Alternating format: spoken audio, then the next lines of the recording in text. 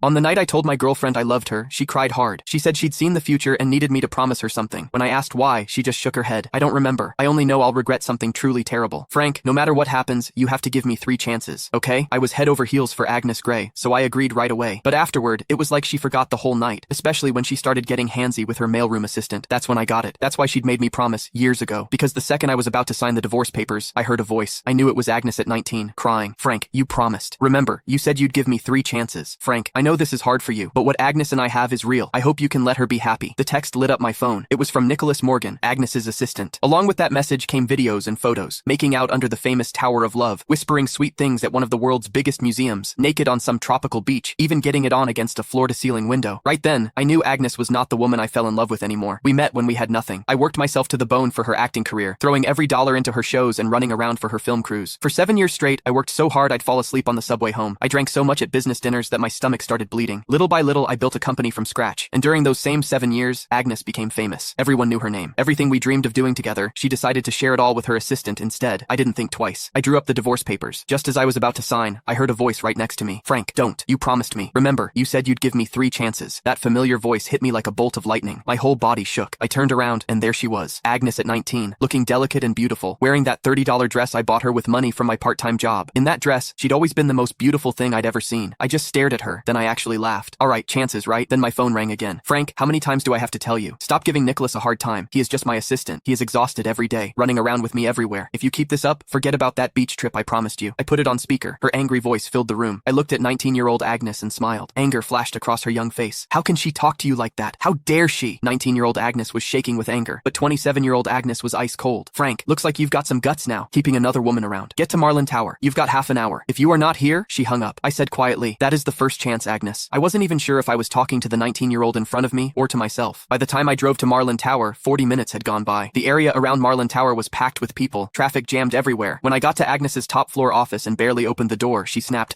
Frank, I warned you. You had 30 minutes to get here and now, I cut her off, turned around, and flopped onto the couch like I didn't care. Nicholas was there too. He kept his head down, eyes all red, his right hand holding his left wrist. My attitude seemed to set Agnes off. She slammed her hand on the desk. Frank, what is with that attitude? You still won't admit you were wrong? But before I could say anything, Nicholas jumped in. It is nothing really, just a watch. Don't blame Frank. That just made Agnes angrier. But instead of yelling at him, she held back and softened her voice. How can you say it is nothing? He is so petty. He even tried to steal the birthday gift he gave you. Don't worry, I am not taking his side. Then she turned back to me, her voice sharp as a knife. Frank, I am giving you one last chance. Give Nicholas his watch back. I'd lost count of how many times this had happened. No matter how many times Nicholas set me up, no matter what I said, it never mattered. The woman who used to trust me completely now only doubted me. Couldn't be bothered to argue. I stood up, took off the old watch from my... Click the link in my bio to get the full story for free.